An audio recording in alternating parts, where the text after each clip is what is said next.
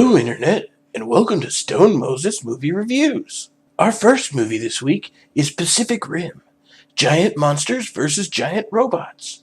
You've heard all about it, even if most of you haven't seen it. Pilot-to-pilot connection engaged.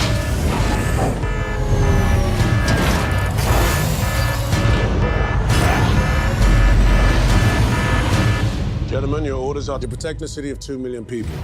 Then let's go fishing.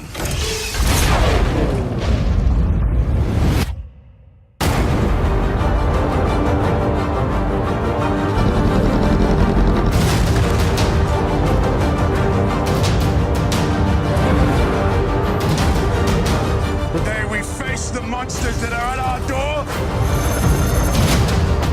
We are canceling the apocalypse!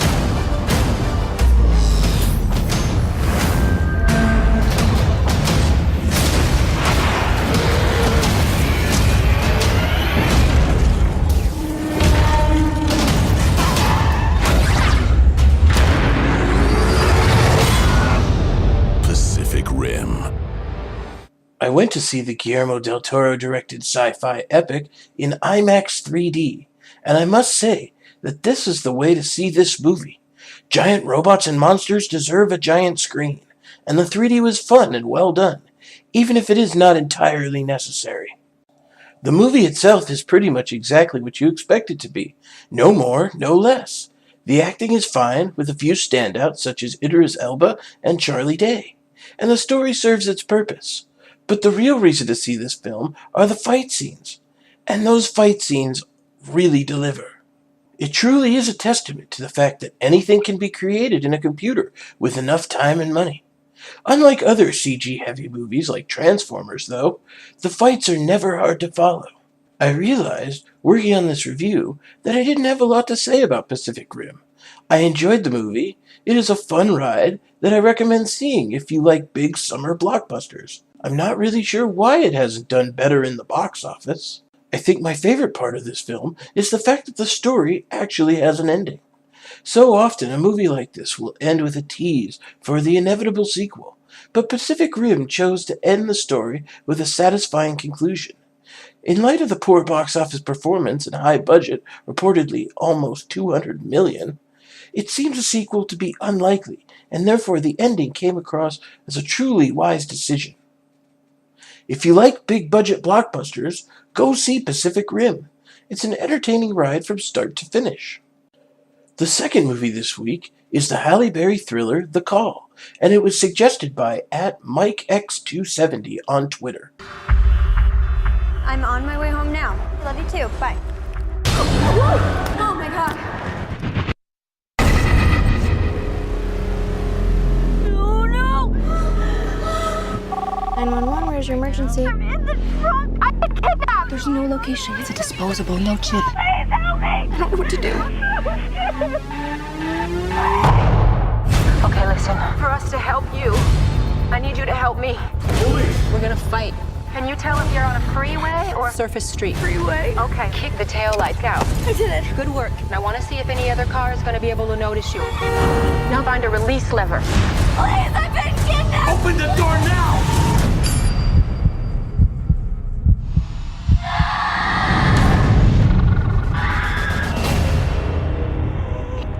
Listen to me.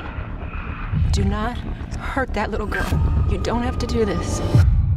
It's already done.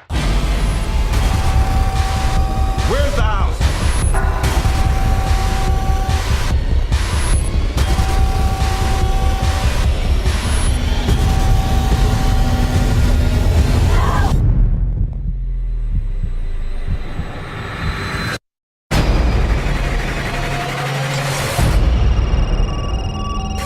Where's your emergency? The first thing I see on the screen when I sit down to watch The Call is the WWE Studios logo. This does not bode well for my expectations for this movie. However, The Call starts out at a brisk pace with an intense opening, followed by a smooth and succinct first act that draws you into the story and the characters. The second act is where the movie starts to have a few problems. The biggest problem here is that two separate movies start developing. The first is the movie I sat down to watch. That one stars Halle Berry as a 911 operator helping a girl played by Abigail Breslin who has been kidnapped. The other movie plays out more like a hard R action movie about a serial killer fleeing with his victim in the trunk. The first movie is a solid action thriller.